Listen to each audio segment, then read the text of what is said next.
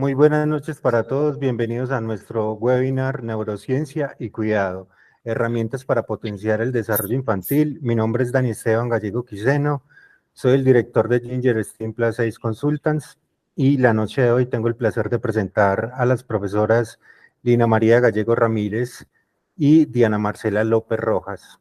Lina es investigadora senior de Ciencias, psicóloga, magíster en psicopedagogía, líder del grupo de investigación e innovación TI, Educación Empresa Estado, y es socia fundadora de Ginger Steam Plus 6 Consultants. Por su parte, la profesora Diana Marcela López es licenciada en Pedagogía Infantil, especialista en intervenciones psicosociales, magíster en Neuropsicología y Educación, máster en Educación Emocional y Neurociencias Aplicadas. El presente webinar es gracias al trabajo mancomunado entre Ginger Steam Plus 6 Consultants, la Escuela Pomponazzi, el Instituto Superior de Ciencias Humanas de Rosario, Argentina, la Red Internacional de Conocimiento, Innovación e Investigación RICEPTI y la consultora Sanamente. Les damos a todos una cordial bienvenida y le damos la palabra a nuestras ponentes de la noche del día de hoy. Muchas gracias. Buenas tardes para todos y todas. Como ya lo mencionó Dani, mi nombre es Lina María Gallego Ramírez. Muchas gracias primero por su asistencia, pero quisiéramos saber de qué parte nos ven, dónde se encuentran ubicados, para conocer un poquito más acerca como de los lugares donde se encuentran. Diana, ¿quieres saludar? Claro que sí, buenas noches para todos, qué rico encontrarnos en esos espacios donde podemos compartir un poco de nuestras experiencias y sobre todo, bueno, que esta noche podamos salir con un abanico de posibilidades para realizar desde las diferentes profesiones, los licenciados, psicólogos y demás personas que nos acompañan. Espero que disfruten de este tiempo y que puedan tomar nota porque va a ser un espacio, como les decía ahorita, muy enriquecedor para todos. Entonces, bienvenidos y espero que lo disfruten. Bienvenidos. Bueno, hoy haremos un recorrido por el cerebro humano, centrándonos especialmente en el desarrollo neurológico de la infancia y cómo se compara con el cerebro adulto. Primero, tenemos acá entonces nuestro contenido, lo que vamos a desarrollar el día de hoy, etapas claves del desarrollo neurológico en la infancia y esas diferencias con el cerebro adulto, técnicas y actividades de estimulación temprana para un crecimiento óptimo, el impacto de la estimulación en las capacidades cognitivas y emocionales a largo plazo y el papel crucial del ambiente en el desarrollo neurológico y por último la tríada esencial, lo que es el juego, el descanso y la nutrición, siempre enfocándonos en el desarrollo neurológico de la infancia. Pasemos por favor, Diana. Bueno, hablemos desde el comienzo, incluso desde antes de nacer. Durante el periodo prenatal en el útero, nuestras neuronas comienzan a formarse a un ritmo impresionante. Estamos hablando de aproximadamente alrededor de 250.000 neuronas por minuto en la gestación temprana. Ahora, imaginen, por ejemplo, el impacto que puede tener el consumo de sustancias psicoactivas o el consumo, por ejemplo, de licor en un estado pues como tan delicado como es el proceso de gestación si son consumidas por la madre, ¿sí? ¿Qué podrían desencadenar estas, por ejemplo? Desencadenar defectos en el desarrollo cerebral y dificultades de aprendizajes en etapas posteriores de la vida. Eso es muy importante tenerlo en cuenta, que este proceso gestacional es una de las etapas fundamentales para que ese desarrollo neural se vaya dando de manera adecuada y que no llegue de pronto a alterar en esas etapas posteriores, en el desarrollo de la infancia, en la adquisición de los procesos tanto básicos como superiores en los niños. Vamos entonces a avanzar un poco y pensemos, por ejemplo, en un recién nacido, ¿sí? Alrededor del primer año de vida surge una explosión en la formación de conexiones neuronales o lo que se llama también la sinapsis. De hecho, un cerebro infantil tiene casi el doble de sinapsis que el del adulto, ¿sí? Es como si los niños tuvieran un superpoder para absorber y aprender todo lo que tienen en su entorno. Pero aquí viene un giro muy importante. Y es que a medida que vamos creciendo, se produce un proceso conocido como poda sináptica, ¿sí? Donde las conexiones que no se usan se pierden, mientras que las que más se utilizan se van fortaleciendo. Pensemos, por ejemplo, en el cerebro, voy a hacer como una analogía, en el cerebro como un jardín. Inicialmente está lleno de flores y plantas, pero con el tiempo las más fuertes está lleno de flores, las más fuertes se van nutriendo y sobreviven y las otras simplemente son podadas, como cuando vamos quitando o deshojando por ejemplo, ese jardín que vemos que ya tiene esas ramitas dañaditas, negritas, se van podando, se van quitando, mientras que las otras se van fortaleciendo y se van nutriendo mucho más. Eso mismo pasa con el cerebro. Ahora, un aspecto crítico de este desarrollo es la mielinización. Imaginen la mielina como el aislante alrededor de un cable eléctrico, ¿sí? Esta sustancia grasa que recubre nuestras neuronas comienza a formarse en la infancia y sigue su proceso hasta nuestra edad, pues ya hasta la adultez temprana. ¿Y esto qué permite? La mielina facilita una transmisión mucho más eficiente de las señales entre las diferentes neuronas. Bien, hemos entonces hablado mucho sobre el cerebro, hemos hablado algunos aspectos sobre el cerebro infantil, pero entonces es importante mirar cuál es la diferencia en sí con ese cerebro del adulto. Yo pienso que lo primero en esa diferenciación es la plasticidad cerebral. Si bien es cierto que nuestros cerebros mantienen una cierta plasticidad a lo largo de la vida, la capacidad de adaptación y cambio en respuesta a experiencias y aprendizajes es muchísimo mayor en la infancia. Te vuelves, por favor, Diana, a la otra. Exacto. Además, cuando se trata, por ejemplo, de áreas de activación cerebral, un niño podría utilizar diversas áreas del cerebro para realizar, por ejemplo, una tarea, mientras que nosotros ya como adultos tendemos a ser más específicos en nuestras activaciones. Por eso los niños tienen una capacidad más significativa en los procesos de aprendizaje que se da a partir de la plasticidad, la neuroplasticidad. Y muchas veces decimos, ¿será que un niño sí logra aprender, por ejemplo, otro idioma estando tan chiquitico? Claro, mucho mejor, porque está en ese proceso neuronal tan activo que todo lo que el niño percibe, procesa como información, la retiene de manera adecuada y se convierte en un proceso de aprendizaje importante, que no solamente va a impactar, por ejemplo, en la infancia, sino que también va a impactar a largo plazo. Por ejemplo, acá en la imagen tenemos el cerebro con sus diferentes áreas cerebrales. Entonces, hablemos un poco del lóbulo frontal, que es esa área responsable del razonamiento y el control de impulsos, ¿sí?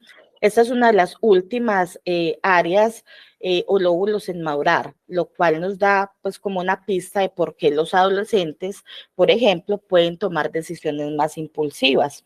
De hecho, el cerebro se va formando de atrás hacia adelante. Entonces, la última parte que alcanza esa maduración es esta partecita que llamamos el lóbulo frontal.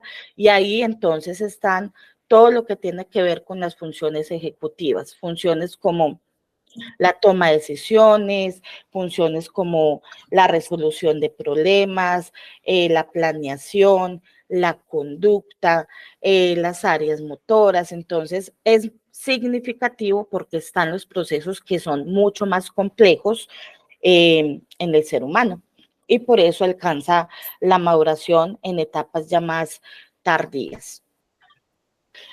Bueno, con el lóbulo frontal ya como les mencionaba, es el encargado de regular esas funciones ejecutivas. Por ejemplo, cuando un niño decide esperar su turno en lugar de interrumpir. Ahí está haciendo uso de las capacidades inhibitorias de este lóbulo, ¿sí? Imaginemos, por ejemplo, esto como el centro de comando de un gran barco, dirigiendo y supervisando todas las acciones y decisiones que tomamos. Este lóbulo es fundamental entonces para nuestro razonamiento, para nuestra toma de decisiones y para el control de impulsos.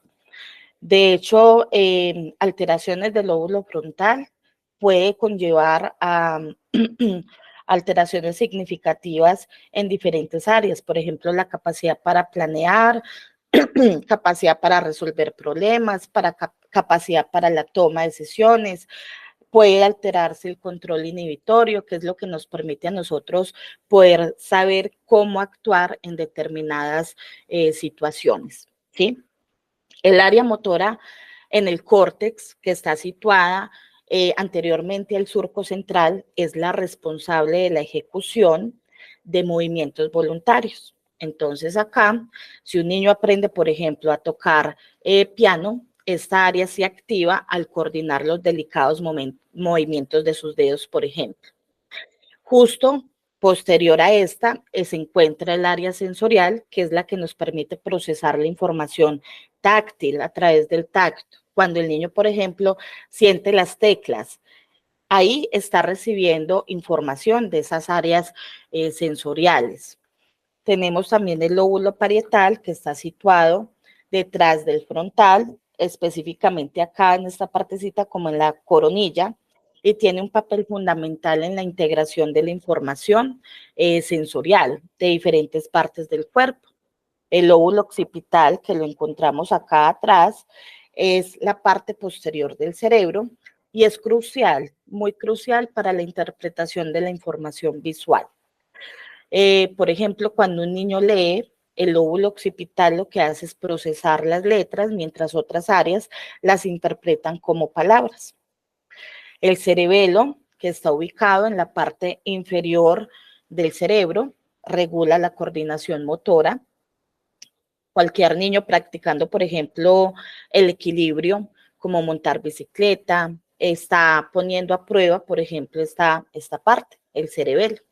O, por ejemplo, cuando nos paramos sobre un pie o cuando brincamos o cuando montamos patines, ahí está en función el cerebelo, que es lo que nos permite tener esa coordinación y ese equilibrio, ¿sí? El cerebelo es esa estructura entonces que se asemeja como a una pequeña bola. Es el maestro de la coordinación, el maestro del equilibrio y es el que te va a ayudar, por ejemplo, a bailar sin caerte, a caminar en línea recta después de dar varias vueltas sobre ti mismo.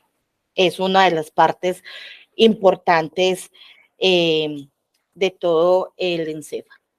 El tronco del encéfalo conecta lo que es el cerebro con la médula espinal y regula funciones vitales, como cuáles, por ejemplo, el ritmo cardíaco, la respiración.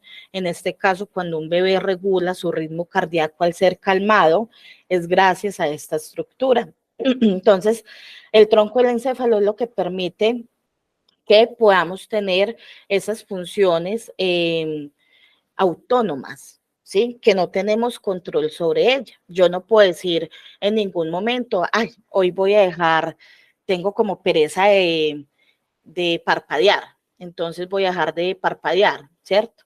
O voy a dejar que los latidos de mi corazón paren por unas horitas. No, siempre están en función porque hacen parte ya de un sistema más autónomo. El lóbulo temporal alberga el área de Wernicke y el área de Broca, esenciales para el lenguaje. Por ejemplo, el área de Wernicke es lo que nos permite a nosotros poder comprender todo lo relacionado al lenguaje y el de Broca es el que nos permite a nosotros producir el lenguaje. Un niño con dificultades en el área de Broca podría tener problemas articulando, por ejemplo, palabras, mientras que un problema en el área de Wernicke podría afectar lo que es su comprensión del lenguaje. Cuando se le da una instrucción al niño, puede que no la comprenda. En cuanto al desarrollo, la mielinización, como les decía ahora, es uno de los procesos alrededor de las neuronas que facilita, por ejemplo, la conducción de impulsos eléctricos. Si consideramos un cable de internet sin aislamiento adecuado, que ahí sería, por ejemplo, la mielina o sin mielina, la conexión sería lenta o se interrumpe, ¿sí? Las vías neurales se desarrollan y fortalecen a través de la experiencia. Por ejemplo, un niño que está expuesto repetidamente a dos idiomas fortalecerá las vías neurales asociadas al bilingüismo. Asimismo, el entorno y las experiencias tienen un profundo impacto. Un estudio demostró que niños expuestos a ambientes enriquecidos con estímulos variados desarrollan un córtex más grueso, lo que indica más desarrollo sináptico.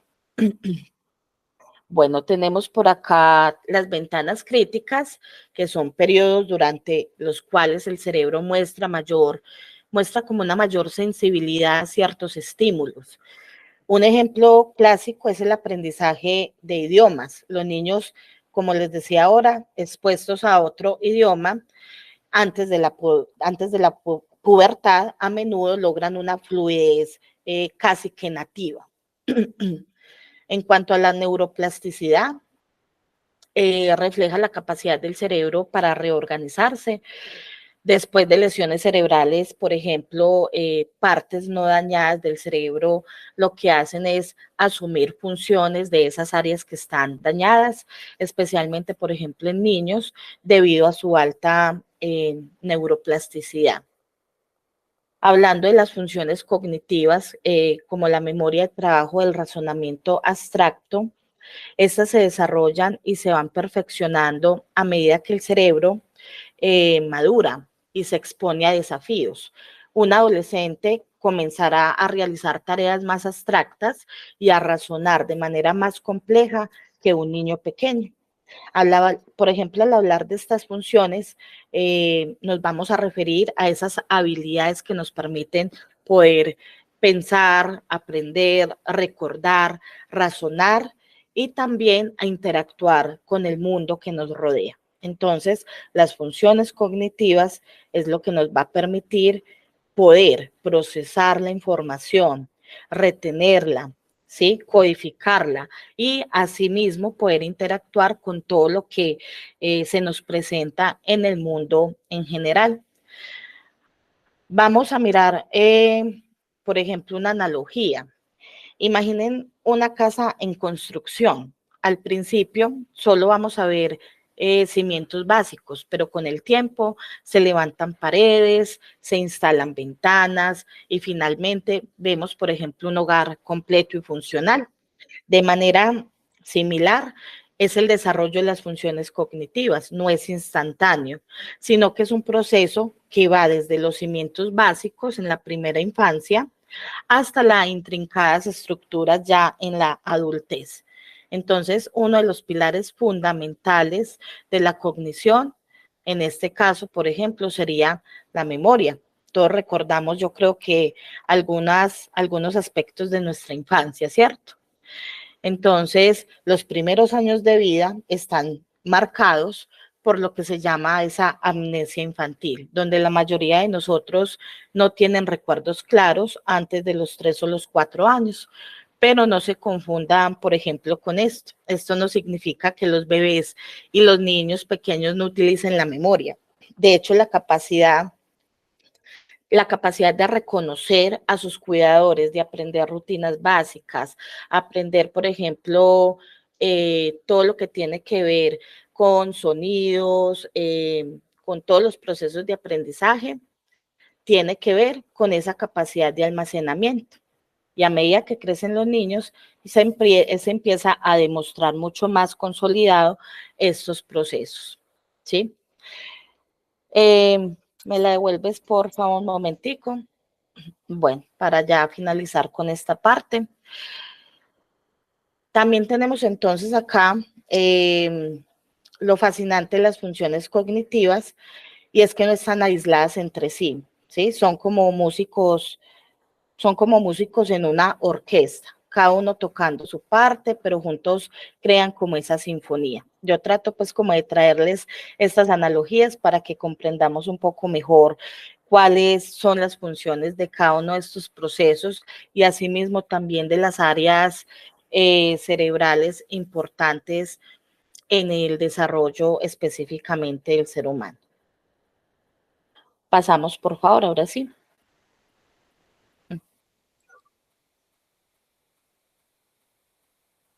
Bueno, vamos a mirar esas diferencias claves con el desarrollo adulto. Uno de los aspectos más fascinantes del cerebro humano, es cómo se desarrolla y cambia a lo largo de la vida. Si bien hay similitudes entre el cerebro infantil y el cerebro adulto, existen diferencias fundamentales que marcan nuestra capacidad de respuesta, aprendizaje y formación de hábitos.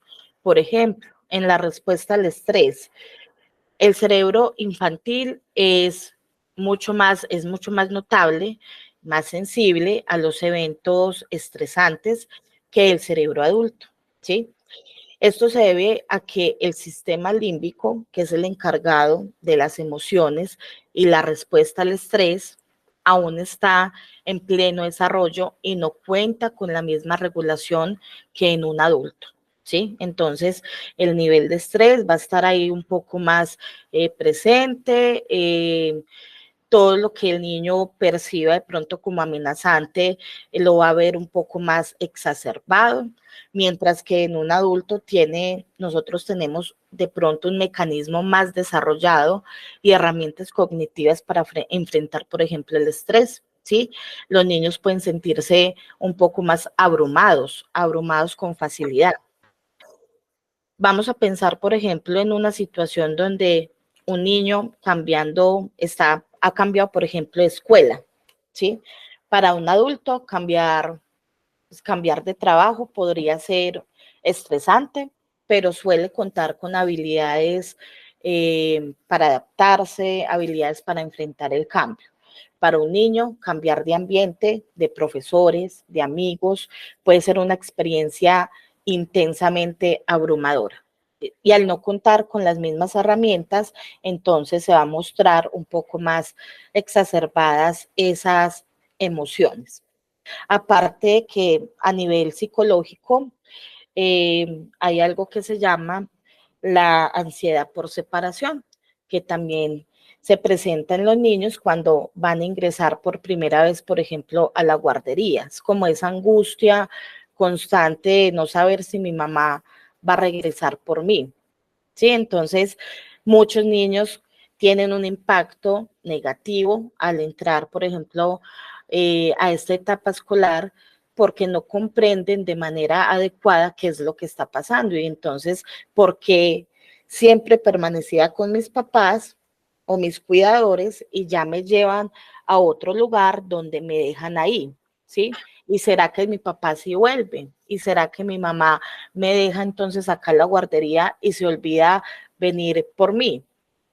Yo creo que ha pasado muchas situaciones como esta, ¿cierto? Entonces, ahí, ¿qué debemos de pronto trabajar con los niños? Esa seguridad, esa confianza de decirle al niño, claro que vamos a volver por ti, vas a iniciar un proceso de aprendizaje, vas a conocer amigos y empezar como a generar ese tipo de conciencia en los niños para que esa ansiedad por separación disminuya, ¿sí? Sea mucho menor. Y a medida que el niño se va integrando y se va adaptando a la escuela, esa ansiedad va disminuyendo y se va sintiendo, de hecho, un poco, mucho mejor emocionalmente. Bueno, en cuanto a la capacidad de aprendizaje, la infancia es un periodo de alta plasticidad cerebral, lo que significa que el cerebro tiene una capacidad increíblemente elevada para adaptarse y aprender. Esta plasticidad lo que permite a los niños es absorber nueva información y habilidades a un ritmo que supera incluso con creces al de un adulto, ¿sí? Por ejemplo, mientras un niño puede aprender con fluidez otro idioma y casi sin acento, un adulto podría enfrentarse a mayores desafíos para alcanzar ese nivel. No quiere decir que los adultos no tengamos neuroplasticidad, sino que en la infancia, a menor edad, hay una mayor plasticidad cerebral. Y esto permite que esa capacidad de aprendizaje sea un poco más significativa. En la formación de hábitos, aquí es donde la infancia se vuelve especialmente crucial, ¿sí? Debido a esa alta plasticidad, como lo mencionaba anteriormente, la naturaleza moldeable del cerebro infantil, los hábitos se van formando y cambian con mayor facilidad durante esta etapa, por ejemplo. Y el cerebro infantil es como una arcilla fresca, lista para ser moldeada, para darle como esa forma a esas estructuras que apenas se están como desarrollando y puede crear vías neuronales robustas en el cerebro. Vamos a profundizar, por ejemplo, con algo ilustrativo. Imaginémonos, voy a poner el caso de una niña, Clara. Clara, una niña de 7 años que tiene el hábito de leer antes de dormir, ¿sí? Impulsada por la rutina, por ejemplo, de sus papás, donde se estableció esa rutina desde muy pequeña. Esta práctica no solo mejora, por ejemplo, sus habilidades lingüísticas, sino que también lo que hace es reforzar una asociación positiva entre lo que es la lectura y la relajación. Sin embargo, considero que si en lugar de eso, por ejemplo, Clara tuviera el hábito de ver televisión o jugar con dispositivos electrónicos hasta tarde, podría desarrollar patrones de sueño de pronto interrumpidos o incluso podría presentar insomnio, ¿sí? Y en su adultez, Clara podría encontrar, por ejemplo, más fácil o también más difícil, según sea pues el caso, cambiar estos hábitos dependiendo de las vías neuronales que están establecidas en su infancia. Muy bien. Muy bien, continúa. Bueno, gracias, profe Lina. Bueno, yo creo que con todo esto que nos ha venido hablando la profe, nos da un acercamiento en que es también la neurociencia, ¿cierto? Y que busca también dentro de todas las posibilidades que nos brinda como profesionales, dice la UNESCO, es mejorar el bienestar de cada una de las personas. Y aprovecho también este espacio para saludar, profe Lina. Imagínate que tenemos personas conectadas desde México, tenemos personas desde Barranquilla, Cartagena, Medellín. Un saludo para todos ustedes por apartar de este tiempo para aprender y que podamos juntos construir finalmente espacios de convivencia educativa y sobre todo entonces desde los entornos que nos movilizamos. La profe venía entonces conversando de todo el tema del cerebro. Vamos a mirar entonces qué son esas técnicas y actividades que podemos realizar para ese crecimiento óptimo y, como lo decía la profe, para generar arbolizaciones de dendritas. Entre mayor estimulación tengan nuestros niños en la etapa después del nacimiento, mayor arbolización van a tener. Entonces, un criterio súper importante para la estimulación es tener en cuenta que los seres humanos tenemos 5 sentidos. Por eso hablamos de una estimulación sensorial. Todo aquello que podamos realizar con la vista, el tacto, el gusto, el olfato y el gusto nos va a ayudar a acercarnos de manera tangible a una realidad. Entonces, a ustedes, profes, que se están formando en la academia o que ya son maestros, recuerden retomar estos 5 sentidos para generar actividades que en realidad permitan la interacción con el medio ambiente. No es lo mismo hablar de la lluvia con una lámina cuando podemos hablar de la lluvia o del agua cuando en realidad tenemos ese factor ambiental en cada uno de los entornos que nosotros vivimos. Hablamos de una estimulación motriz, que en la motriz entonces tenemos que entender la motricidad fina y la motricidad gruesa. La motricidad fina es todo aquello que podemos realizar con nuestras extremidades superiores, recortar, pintar, inclusive sujetar, agarrar, teniendo en cuenta las etapas del desarrollo, ¿cierto? Entonces, los primeros bebés siempre todo es más tangible, en material seguro, un material que permita la manipulación de esos juguetes, pero sobre todo donde el niño puede interactuar. Algo súper importante, cuando un niño nace, ya sabe leer. Ay, profe, ¿cómo así que ya sabe leer si todavía no conocen las letras, cierto? Entendemos entonces esta lectura como el entorno que tiene ese bebé.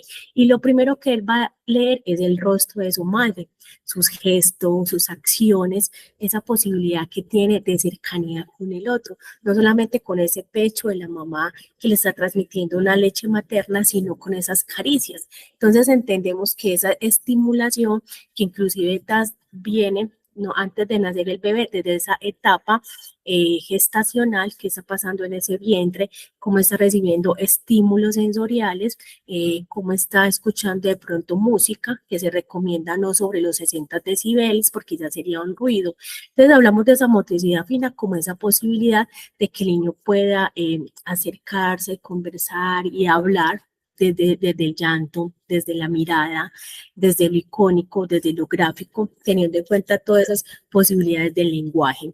Con canciones, esa estimulación del lenguaje con canciones, arrullos, trabalenguas. En cada país también hay unas características particulares de esas canciones que vienen con relatos y leyendas de nuestras tradiciones.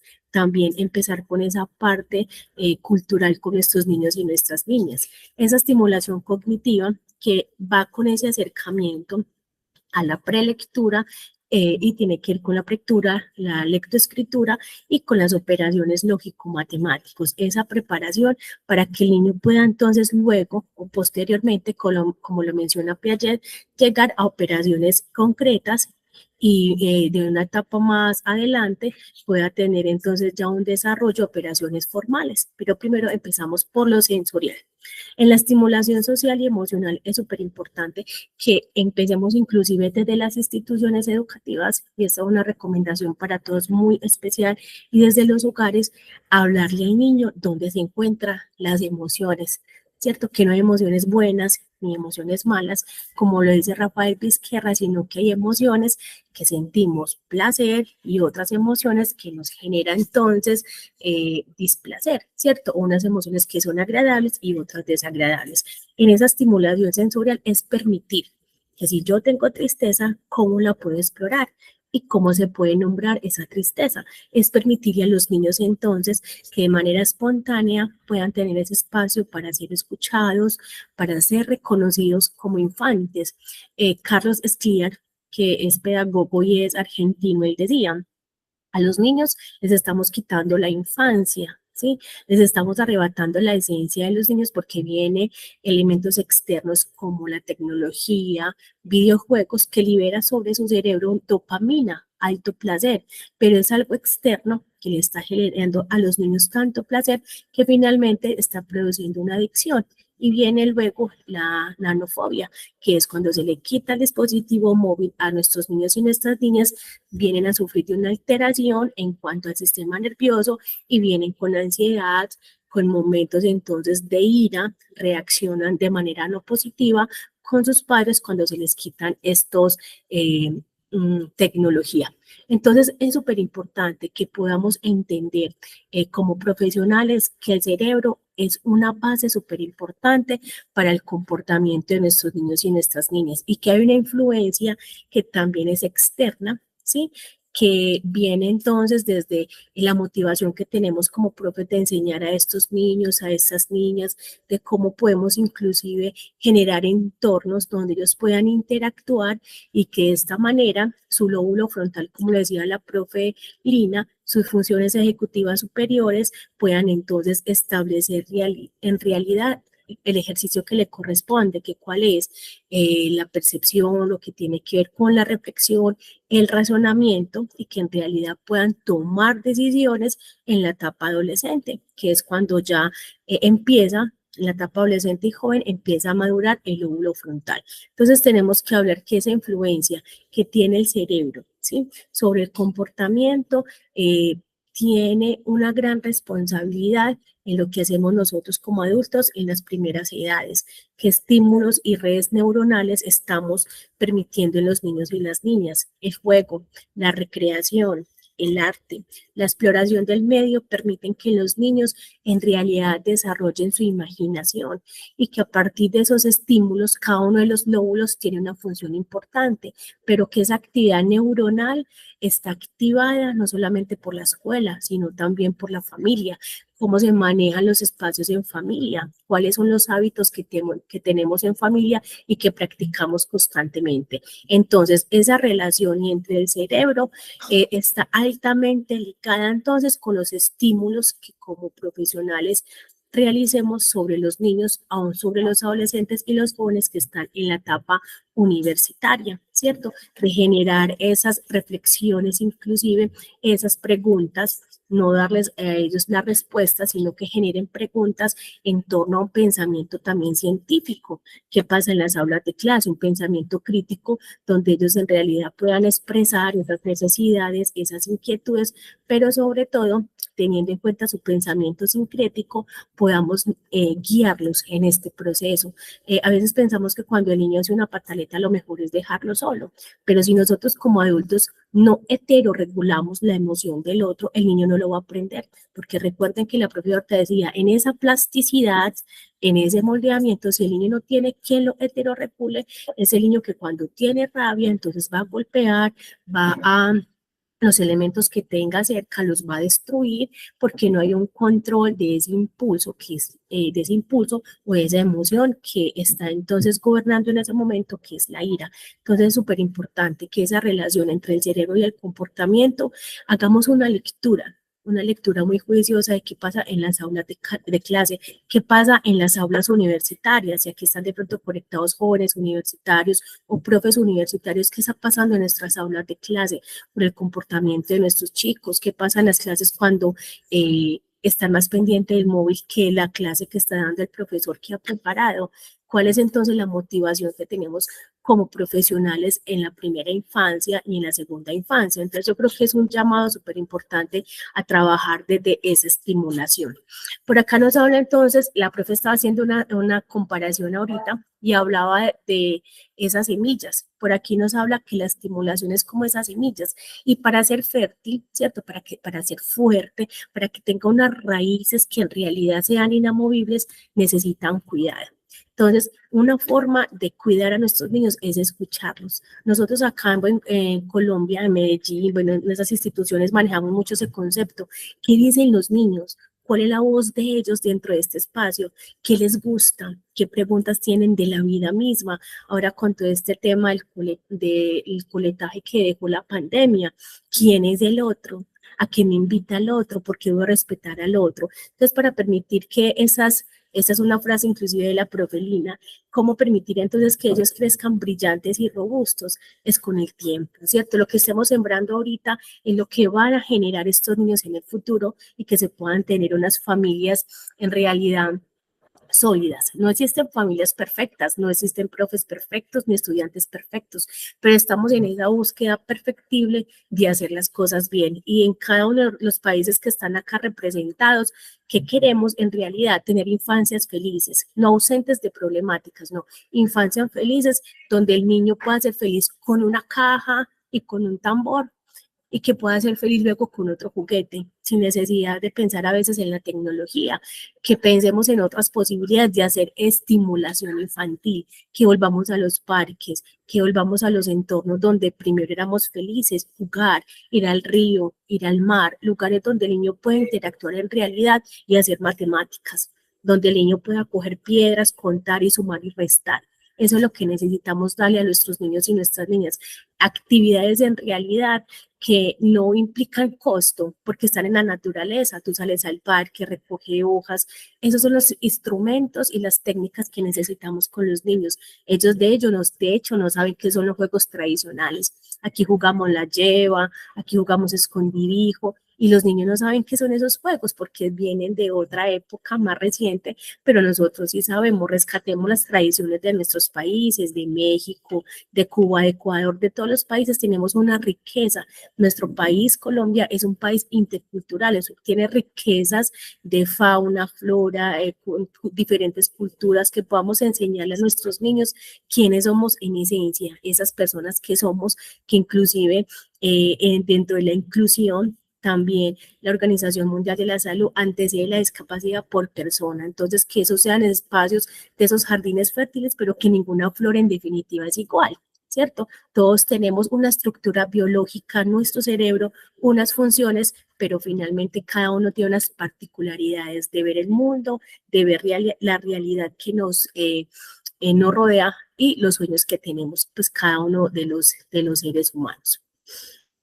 Bueno, aquí entonces, antes de avanzar, tenemos un regalo para ustedes que es un cuento que a mí me encanta mucho. Los que me conocen saben que la literatura ha sido una de mis pasiones y bueno, entonces queremos compartir con ustedes antes de seguir del impacto de la estimulación porque va muy ligado al cuento, que podamos sacar este espacio para disfrutar de un rico cuento. Aquí son las 6:42 ya de la noche y que podamos entonces disfrutar de un cuento. De pronto lo han escuchado, pero me gustaría que prestaran atención a este, porque de ahí vamos a sacar entonces por qué es importante esa estimulación y sobre todo para las capacidades cognitivas que tenemos todos nosotros. Entonces voy a dejar de compartir un momentico acá para compartirles el cuento y lo podamos disfrutar y sigamos como de este espacio que ustedes también nos han regalado a nosotros. Bueno, yo espero que ya estén viendo la imagen. Sí, se está viendo ahí Listo, perfecto. perfectamente. Entonces vamos a hablar de palabras dulces y aquí les voy a mostrar los personajes. Esta mañana Lola se ha despertado con palabras dulces en la boca. Están aquí, dice, siento como se hinchan bajo mis mejillas. Es un castor que tiene las mejillas muy grandes. A Lola le gustaría decir sus palabras dulces a papá, pero es demasiado tarde y papá se va. A Lola le gustaría decir sus palabras dulces a mamá, pero mamá tiene mucha prisa.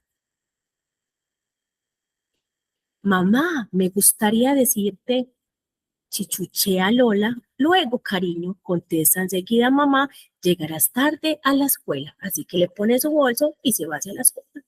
En el autobús hay demasiado ruido para decir palabras dulces. En el patio de la escuela, Lola se acerca a la maestra, pero la señorita ya tiene un pequeño en brazos, o sea que tampoco tiene tiempo para Lola. Su compañero de mesa no le cae muy simpático, no tendría sus palabras dulces. A mediodía, en el comedor, todo el mundo mastica. Lola no dice nada. Las palabras dulces, piensa, no son para masticar. Es hora del recreo. Todos juegan en corro. Lola no ha podido soltar ni una palabra, ni menos una dulce palabra. A la salida, ahí está Franklin, el rey de monopatín, que baja rodando por la calle. Lola está enamorada de Franklin. Él es a quien quiere decirle las palabras dulces. Pero siguió de frente. ¡Qué grosero! Pasó por delante de sus narices sin parar, sin decirle nada, sin esperar sus palabras dulces. En el autobús sigue habiendo demasiado ruido. De todos modos, ahora Lola pone mala cara. En casa, mientras va de un lado para otro del salón, Lola pone mala cara. Cuando llega a sus padres, Lola todavía tiene mala cara. Ya no tiene ganas de decir palabras dulces. A la hora de cenar, la carne la encuentra mala. La ensalada le parece mala. Las manzanas están malas y la gaseosa no le sabe a nada. ¿Qué te ocurre, Lola? Dínoslo, dice mamá y papá. Lola está del todo decidida. No diré nada. no vale la pena, no diré mis palabras dulces. Pero las mejillas se le hinchan más y más y más, y de repente Lola grita: mamá, papá, os adoro, os adoro, os adoro. Lola ha logrado por fin decir sus palabras dulces. Las palabras dulces al irse surgen efecto. Enseguida, todos son mimos y besitos para Lola. Pero mientras sube hacia su habitación, está un poco preocupada. ¿Y si mañana ya no vienen las palabras dulces? Se quedó meditando Lola. Tan pronto como Lola apaga la luz, se queda más tranquila y las palabras dulces de mañana ya están en su habitación. Y colorín colorado, este cuento se acaba. Seguramente ya lo habían escuchado y es un llamado a nosotros como adultos de cuántas veces los niños quieren expresarnos qué sienten, ¿cierto? Que ahí está revoloteando en su cerebro tantas ideas y que posiblemente papá no tiene tiempo, mamá tampoco, pero llega a la casa, perdón, llega a la escuela y la profe está demasiado ocupada y va a saludar a otro profe, pero está demasiado ocupado, porque tenemos tantas cosas para hacer que definitivamente no sacamos ese espacio para escuchar lo que nos quieren decir. Entonces, es un cuento que nos permite, es un llamado a nosotros como adultos. Aquí estoy, quiero decirles algo. Y ese algo que nos quieren decir los niños también es que quieren jugar, que quieren retomar entonces esos espacios donde el aprendizaje es por medio del juego y que definitivamente la estimulación nos ayuda al proceso cognitivo. Cuando aprendemos con canciones, con rondas, nos ayuda entonces para que esa parte del cerebro, que es el hipocampo, pueda tener esa partecita donde se guardan y se clasifican los libros, pueda tener, esta es la memoria olfativa, esta es la memoria visual, esta es la memoria episódica, pragmática y entre otros. Cuando hablamos de esa importancia del desarrollo emocional, les decía ahorita, el niño viene entonces creciendo, viene factores de autoestima, hay situaciones familiares que de hecho permiten que el niño se sienta solo, violencia intrafamiliar. Entonces el niño necesita también expresar esa soledad con canciones, como les decía, nosotros intentamos que todo sea muy vivencial a la hora que estemos con los niños, porque es que el niño es movimiento desde que nace. El niño es espontáneo, nosotros los adultos somos los que nos sesgamos y los que de pronto limitamos las actividades, pero en esencia la invitación es esa, que permitamos en los niños esa resiliencia ante el estrés. Nuestros niños ahorita tienen estrés, tienen depresión, ¿cierto? ¿Qué está pasando en la mente de nuestros niños que de pronto está desdibujando una infancia más tranquila? ¿Cuáles son los contextos externos también que están rodeando a nuestros niños, los círculos familiares y cómo permitimos que ese niño también, que a veces calificamos con un 5 o con un 10, dependiendo del país donde estén? Si el niño no es un 5, se siente triste, pero recuerden que no somos el resultado de una nota, somos el resultado de un proceso de crecimiento, de desarrollo, de construcción del conocimiento. Entonces, esa resiliencia se tiene que ir formando poco a poco y también enseñarles por qué estamos preocupados, por qué te sientes preocupados y qué podemos hacer para que no te sientas preocupado. Plantearle preguntas para que él también busque esa resolución de problemas.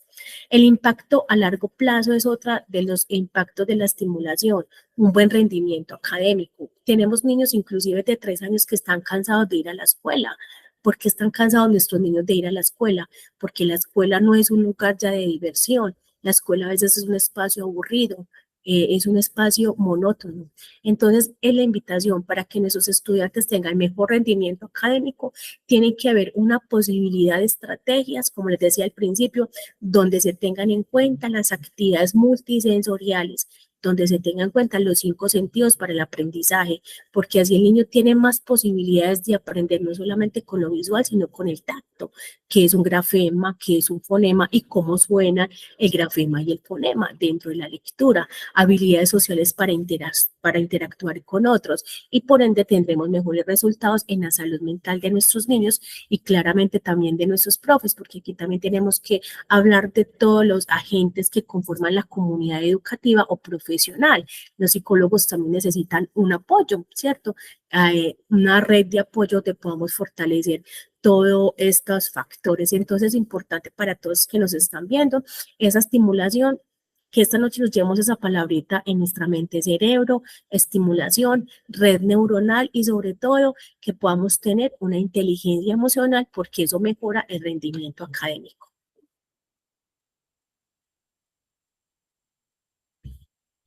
Bueno, ahora vamos a hablar del impacto de la estimulación de estas capacidades cognitivas.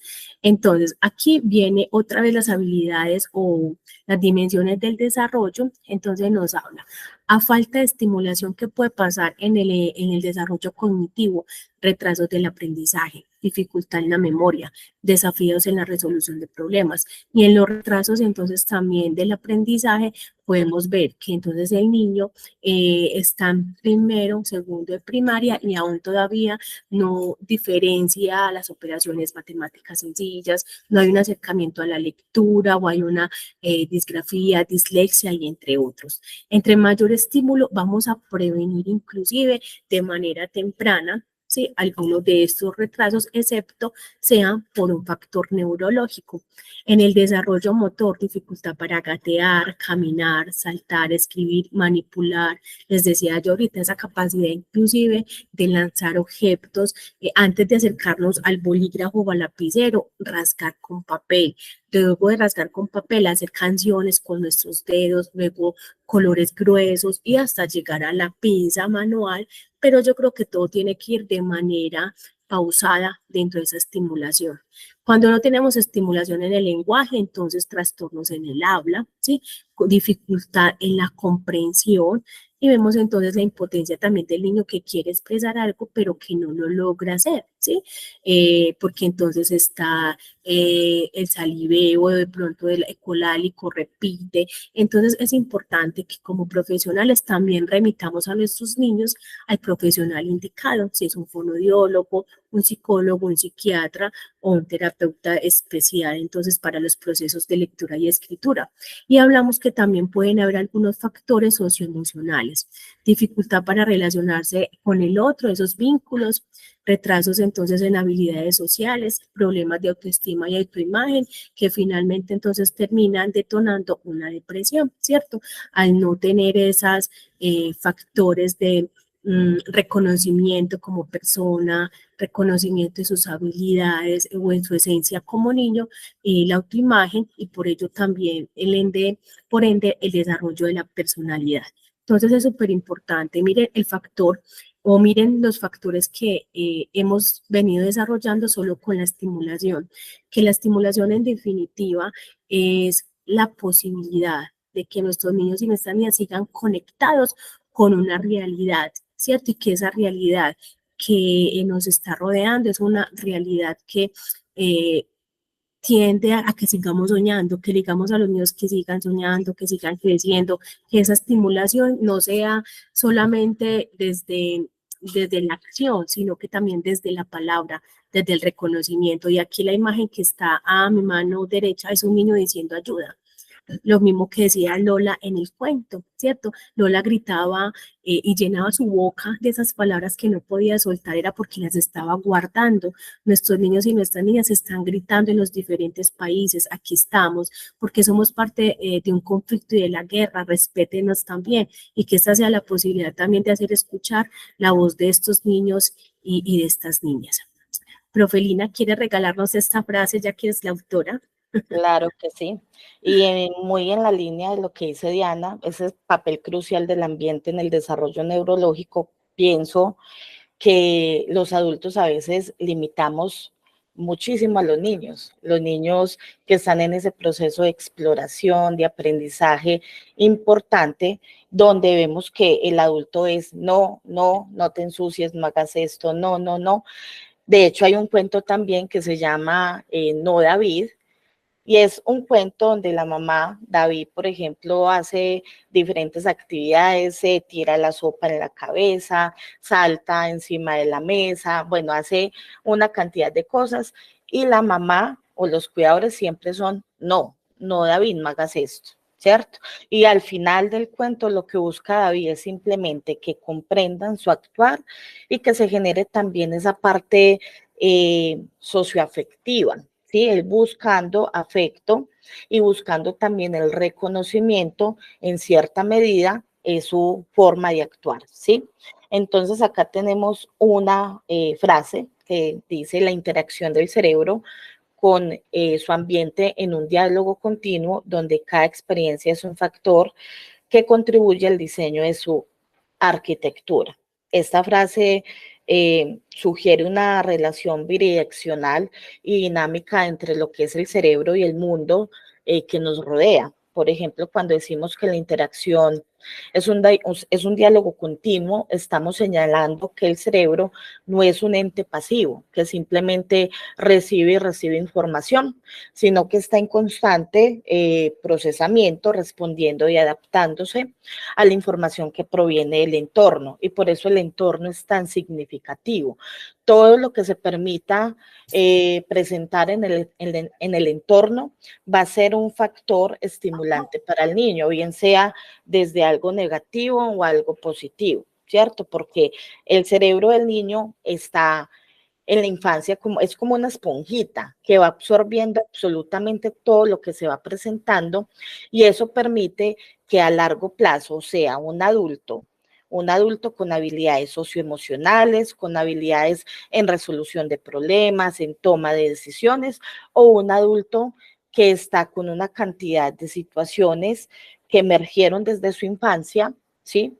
Y que entonces están impactando de manera negativa. Es un adulto que se siente confundido, es un adulto que presenta probablemente, no sé, un trastorno de ansiedad, o un adulto que presenta, por ejemplo, un trastorno obsesivo compulsivo de la personalidad, porque entonces en la infancia hubo esas limitantes donde la mamá siempre le decía, párate, no te ensucies, lávate tantas veces las manos, haz esto, báñate, ¿cierto? Entonces le estamos generando también al niño ciertas conductas que no son adecuadas y que el niño, como lo dice mi mamá y como es el modelo a seguir, es ese referente, ¿cierto? Ese referente que nos permite seguir esos patrones.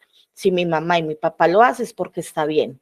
Entonces ahí va creciendo con ciertos patrones o ciertas conductas y estructuras mentales que no son muy adecuadas y que posteriormente se evidencia en muchos contextos de su vida.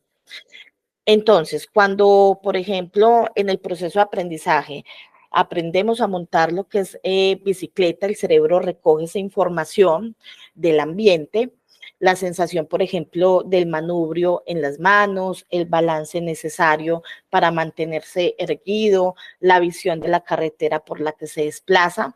Y a medida que intentamos mantener ese equilibrio y pedaleamos, el cerebro está viendo cómo, por ejemplo, se van enviando señales a los diferentes músculos y ajustando y corrigiendo esa postura para que se ejecute, por ejemplo, esa acción de manera correcta. Lo mismo pasa en el desarrollo del lenguaje en los niños. A medida que el niño va aprendiendo, por ejemplo, a modular sílabas, fonemas, empieza entonces como con esa adquisición del lenguaje, vamos modificando, ¿sí? Y esa modificación se va dando es a partir de esa neuroplasticidad. Si yo le hablo a un niño siempre así, mi cochito, pechocho, ay, ¿cómo está? Empezamos a hablarle de una manera muy infantil, el niño va a procesar toda esa información de esa manera. ¿Sí? Y entonces a veces le celebramos, por ejemplo, a los niños palabras que están mal dichas, por ejemplo, el murciégalo. Entonces, ay, es que eso suena tan bonito, el murciégalo, ¿cierto? Y llamamos a los otros familiares para que el niño lo repita. Ahí, ¿qué estamos generando? Que el niño introyecte, por ejemplo, esa palabra de manera errónea, ¿sí? Y entonces ya el niño continúa diciéndolo murciégalo, porque no hubo una modificación. Entonces ahí es importante pues tener en cuenta como esa estimulación temprana que se pueda dar. Eso es como una semilla plantada en tierra fértil, ¿sí? Regulada regada regularmente y expuesta a la cantidad justa de sol. ¿Sí? Si esta semilla va a florecer, crecerá fuerte, crecerá saludable, y en contraste, por ejemplo, una semilla en un suelo pobre, sin los cuidados adecuados, luchará por crecer. Nuestro cerebro, especialmente en las etapas tempranas de la vida, es como esa semilla, ¿sí? Y el ambiente sería ese terreno en el que se encuentra esa semillita. O sea que ese contexto y el ambiente es importantísimo para el desarrollo de todos los procesos psicológicos, motores, lingüísticos durante la infancia, y que se generen de manera adecuada para que impacten positivamente a futuro. Por ejemplo, en la base de todo esto está el principio básico de la neuroplasticidad, que incluso ya lo hemos mencionado en bastantes ocasiones. Recordemos que es esa capacidad innata del cerebro para poderse adaptar y cambiar en esas respuestas a experiencias y también estímulos, ¿sí? La neuroplasticidad es esta propiedad la que permite que nuestro cerebro sea moldeado en gran medida por el ambiente que nos rodea.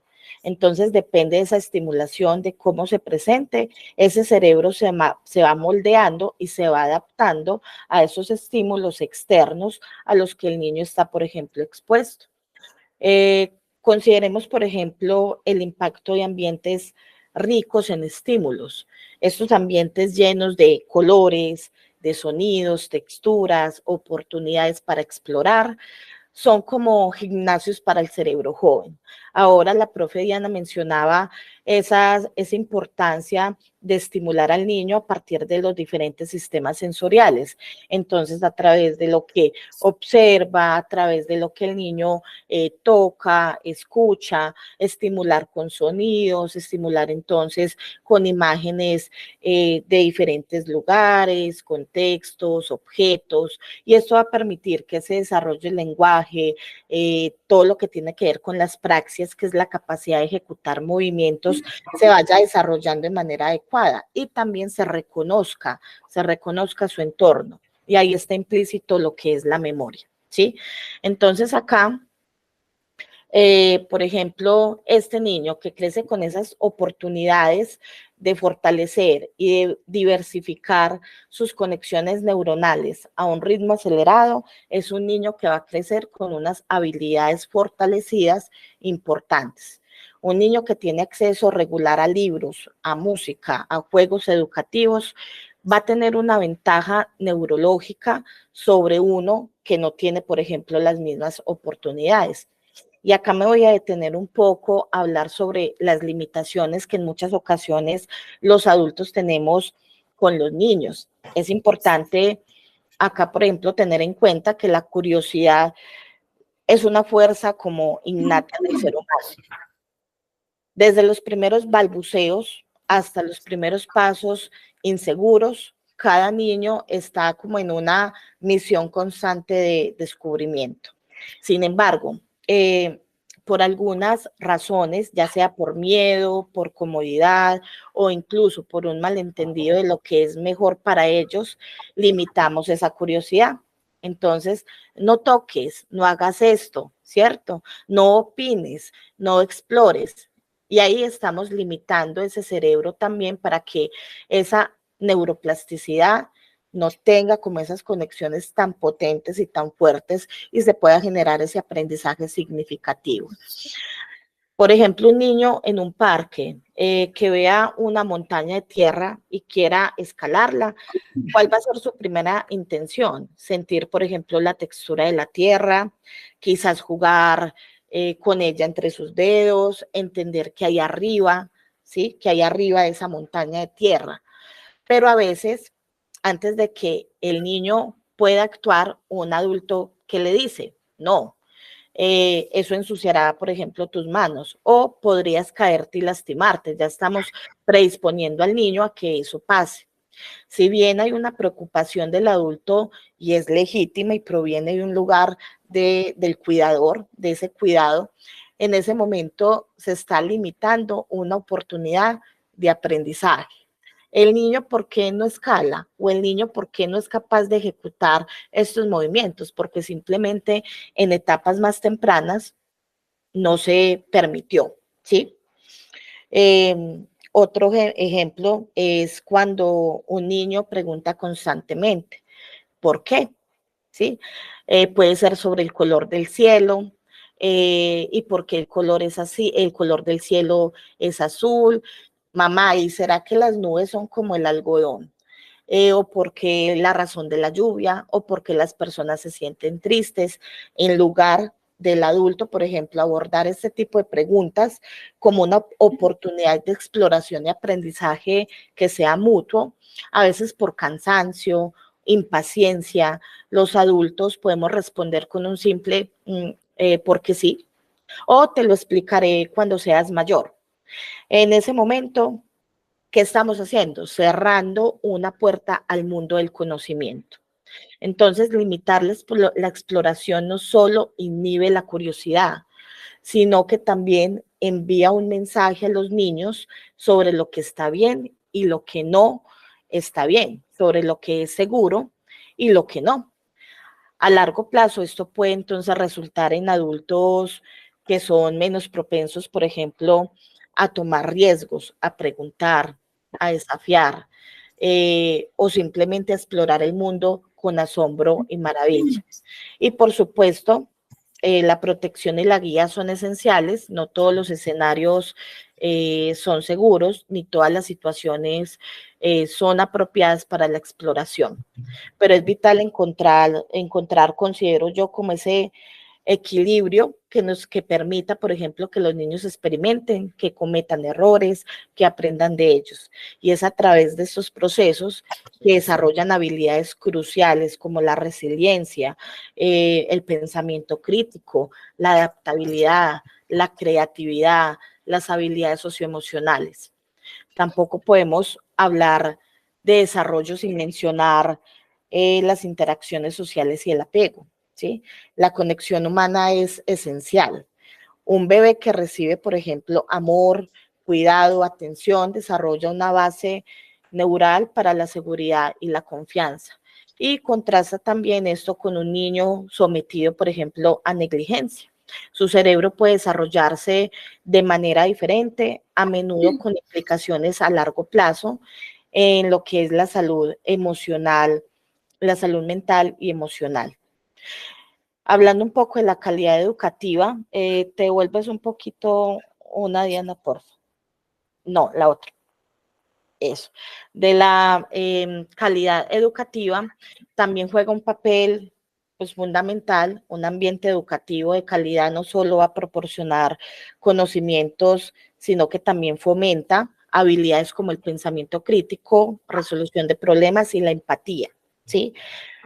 Por ejemplo, pensemos en un maestro inspirador que hayan tenido. Yo creo que todos han tenido maestros inspiradores y quisiera que de pronto ahí en los comentarios colocaran si algunos recuerdan algún profesor que los haya inspirado o que les haya generado también como ese recuerdo, pero más negativo. Ay, porque es que el profesor me pegaba, me pellizcaba, ¿cierto? Entonces, ese maestro inspirador, esa persona no solo les enseñó una materia, sino también que les ayudó a moldear su cerebro de manera que quizás no apreciaron en ese momento, ¿sí? Y ahora entonces debemos abordar un tema difícil pero esencial, lo que es la desnutrición y el desarrollo cerebral, como lo vemos acá en la presentación, alrededor de esta esfera. La nutrición en los primeros años de vida es fundamental para un desarrollo cerebral óptimo. Un cerebro desnutrido lucha por establecer, por ejemplo, y mantener conexiones neuronales. Es como tratar de construir una casa sin los materiales adecuados. Y no menos importante es la necesidad de un ambiente seguro y estable.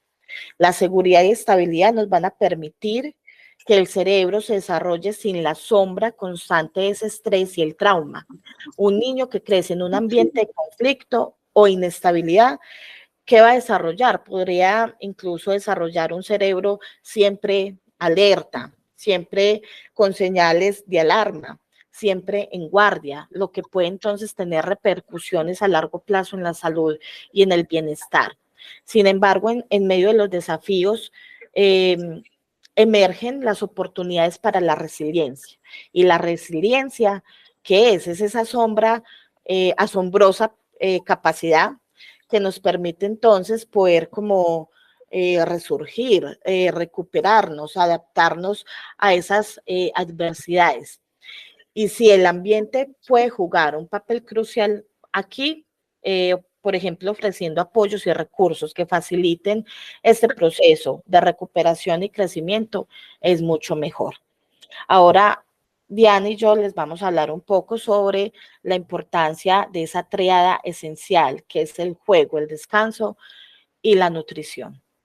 Bueno, como lo acaba de mencionar la profe Lina, es un elemento que de pronto lo dejamos solamente a las nutricionistas, ¿sí? Pero es importante saber que en los entornos educativos, qué alimentos se proporcionan a los niños y las niñas. Y eso también es educar y formar a las familias en la lonchera saludable, ¿sí?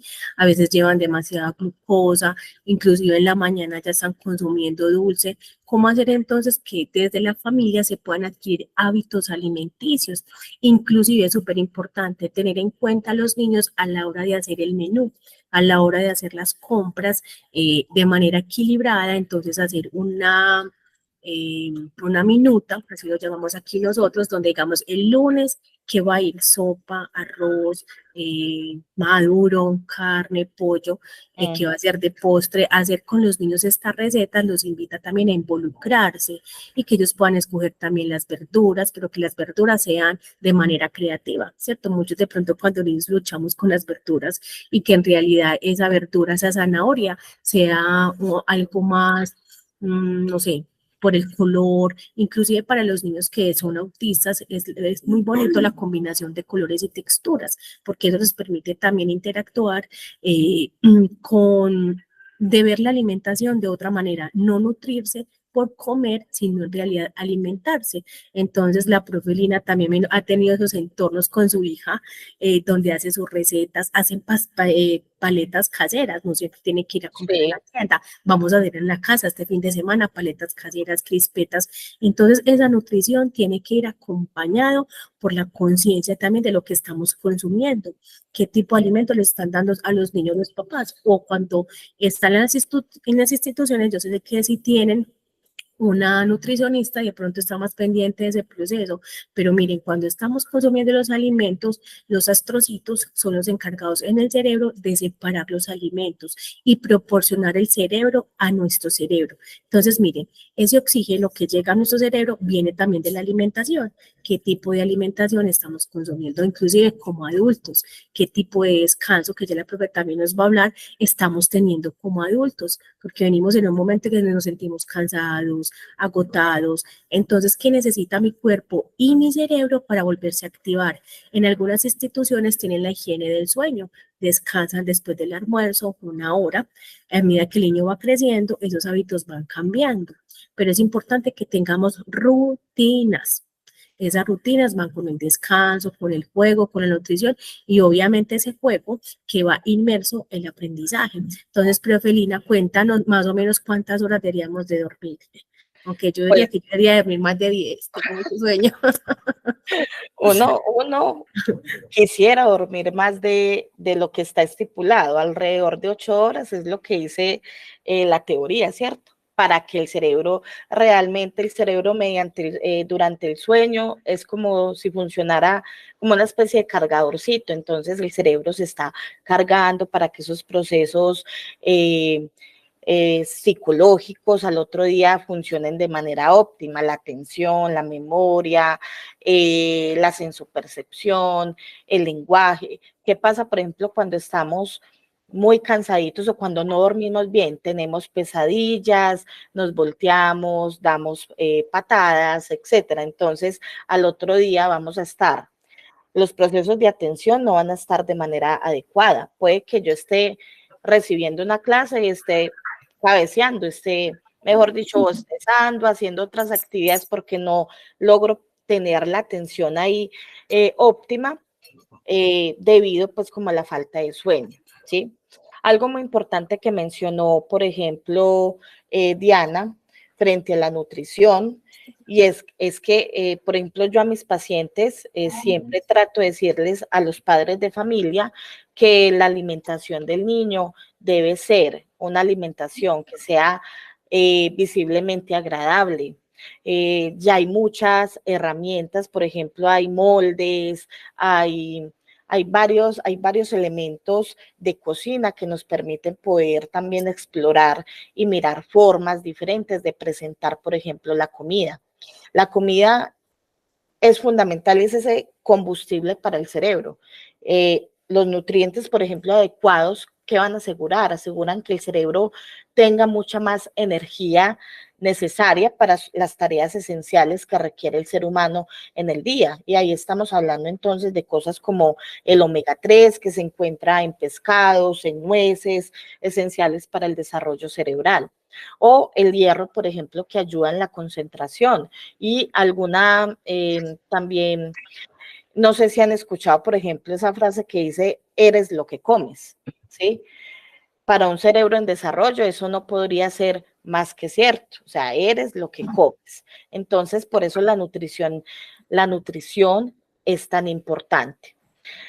Profe, perdón, y algo que quería agregar que tú estás mencionando ahí, en el descanso, recuerden que el neurotransmisor del descanso es la melatonina, pero resulta que la melatonina no solamente es para que descansemos y tengamos un sueño reparador, también ayuda que mientras descansamos liberar unas células que protegen también de manera preventiva el cáncer. Entonces, mire, cuando descansamos, nuestro organismo sigue trabajando, internamente pasan más asuntos. Entonces, es importante tener un cuarto limpio, agradable, para que nuestros niños y aún nosotros también descansemos. Algunos tienen el hábito del baño antes del descanso, porque venimos de la calle todo el día, una ropa limpia, una pijama para poder descansar. Eso también ayuda a nuestro cuerpo. Me voy a preparar para la hora del descanso. Entonces, mi profe Lina, eso también es súper importante que lo tengamos en cuenta, que no solamente es acostarme ya, no, es preparar mi cuerpo para ese momento, y los niños también trabajan mucho desde la rutina.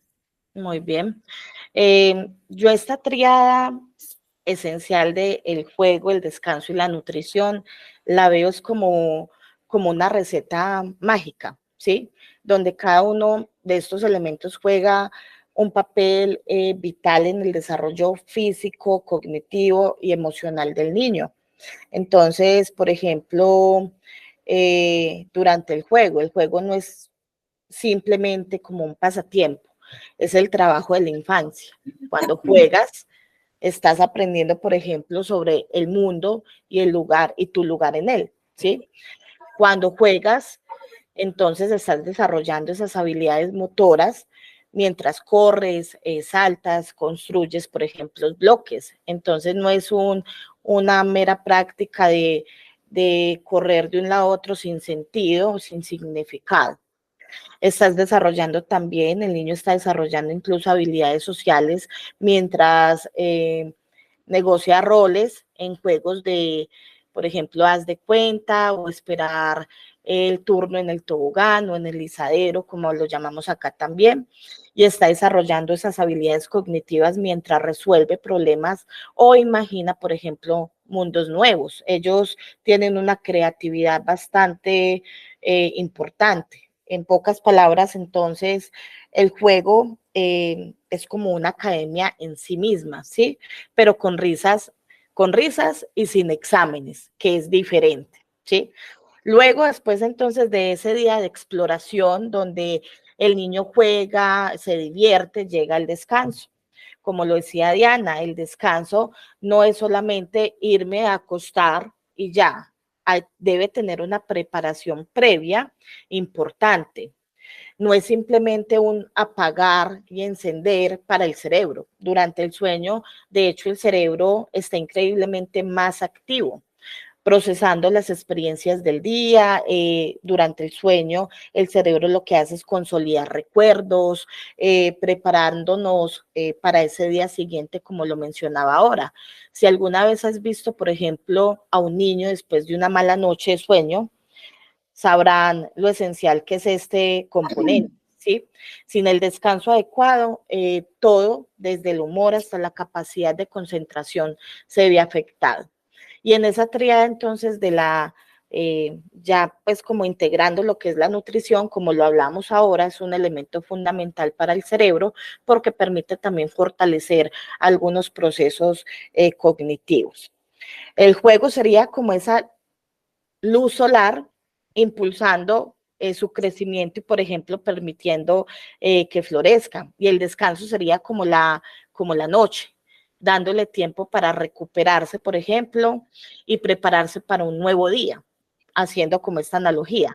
Y la nutrición, ¿qué sería? Sería como el agua y los nutrientes del suelo que nos están alimentando y fortaleciendo desde las raíces, ¿sí?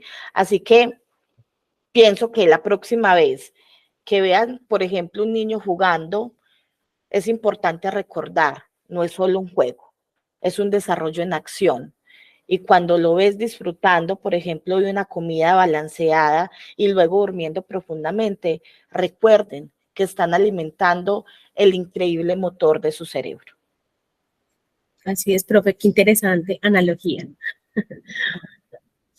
Bueno, y la profe Lina, les cuento que más de ser profe también tiene un arte. Un arte perdido. Un arte perdido. Imagínense que la profe Lina les hizo una poesía para esta noche. Así como se deleitaron con el cuento, también los invitamos a escuchar esta hermosa poesía que hizo la profe del tema que estamos hablando. Bueno, a ver, afino. En el teatro de la mente, bajo el proscenio brillante, la neurociencia actúa, su papel es constante. Con cuidado y ternura, a los niños se educa, mientras el desarrollo, su marcha siempre continúa. Estímulos tras estímulos, la infancia se ilumina con destellos dorados de sabiduría divina. Cada risa, cada juego en la memoria anclado, despierta capacidades, un futuro aclamado. El juego, esa chispa en el corazón del aprendiz, despierta curiosidad, el mundo es una matiz. El descanso, en su abrazo, la mente rejuvenece y en la quietud de la noche al alma fortalece. La mesa de la nutrición, rica en su esplendor, alimenta el cerebro, otorga vitalidad y color. Emociones y pensamientos, como aves en el cielo, se elevan, sostenidos por el cuidado sin desvelo. Neurociencia de amor en simbiosis perfecta, forjan un camino donde la promesa se concreta, de un futuro radiante, de un desarrollo sin parar, donde cada niño pueda su potencial alcanzar. ¡Tarán! Excelente, profe, qué bonita forma también de explicar qué es un estímulo, ¿cierto? ¿Qué hace nuestro cerebro? Las diferentes figuras literarias que las podemos emplear en nuestras clases, en nuestros entornos. Le cuento, profe, que por aquí voy a leer un poquito lo que hay en el chat. ¿Listo? Sí. Por aquí inclusive me hacen una petición especial de saludar a Maritza, que se encuentra entonces está todo el curso de pedagogía de la Universidad de Cuauhtémoc, no sé si se pronuncia así, plantel de San Luis. Un saludo para ustedes, chicas, los profes que nos están viendo desde esta universidad, ya están en una pasantía. Por aquí también unas profes de Argentina que vi conectadas. De verdad que muchas gracias a todos. Qué rico que la educación es un lenguaje universal. Cuando hablamos de la infancia es un lenguaje universal, una apuesta a hacer mejores prácticas pedagógicas, prácticas psicológicas en torno a los niños y las niñas. Ahí en el chat también hay una encuesta para que vayan respondiendo. Y bueno, no sé si tienen alguna pregunta, también la pueden ir realizando. Profe Lina, cuéntame cómo te has sentido en este espacio. Es el primer encuentro que tenemos juntas, entonces... Sí, ahorita teníamos más de casi 90 personas conectadas y qué rico, de verdad que eso nos motiva a seguir haciendo de estos espacios un entorno de aprendizaje, de construcción del conocimiento. De verdad que me alegra mucho ver tantas personas conectadas. De hecho, pues es un tema que llama bastante la atención y más cuando se trata de los niños. donde acá, por ejemplo, abordamos diferentes aspectos significativos desde el cerebro, cómo se va formando en esas etapas tan tempranas, incluso desde la gestación, y cómo a partir del desarrollo de todos estos procesos se genera un aprendizaje tan significativo. Entonces, agradezco a todos por haber asistido a este espacio de enriquecimiento y de conocimiento constante. Muchas Bueno, gracias. por aquí te cuento que no tenemos otro mensajito de Víctor que nos dice que hay un libro de lo que estábamos hablando y ahí nos dejó entonces para que también visiten ese libro. Bueno, agradecerles de nuevo, gracias profe Lina, gracias también a Dani que está con nosotros de Ginger. Entonces, no sé si tenemos alguna pregunta. ¿O cómo les pareció el encuentro? Exactamente. Ahí en el chat. Por acá siguen mencionando presentes de Barranquilla.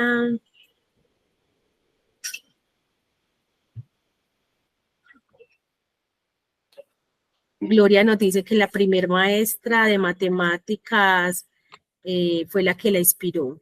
Muy bien, Gloria. Todos tenemos un motivante en nuestra vida, nuestra familia, amigos, conocidos. Eso por acá dicen, me enamoré. Con ese poema. Mi maestra de ciencias naturales me gritaba para enseñarme a hablar fuerte. Ahí entonces hay un impacto también importante, un recuerdo que no sería pues como muy bonito, ¿cierto? Bueno, por acá nos dicen que todo le a Valentina Herrera, que espectacular, les pareció muy buena la exposición, presente desde Bogotá y CBF, excelente. Bueno, qué rico, me encanta ver que muchas personas se interesan en estos temas y que los hacemos con mucho amor, sacamos de este tiempo para dedicarlo a lo que hacemos, la profe Lina y yo, y bueno, nos apasiona y queremos que ustedes también lleven como esa pasión y ese interés en sus entornos laborales y a sus familias sobre todo.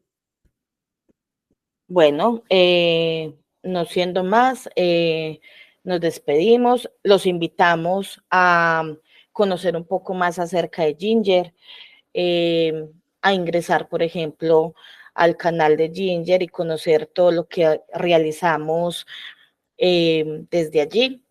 Estar pendientes como a los próximos eventos que vayamos a realizar y asimismo los invito también a mirar como todas las ofertas de cursos que tenemos en nuestra página web, ¿sí? Donde van a encontrar una variedad de cursos importantes. Listo. Muchísimas gracias nuevamente. Feliz noche para todos y todas. Feliz noche.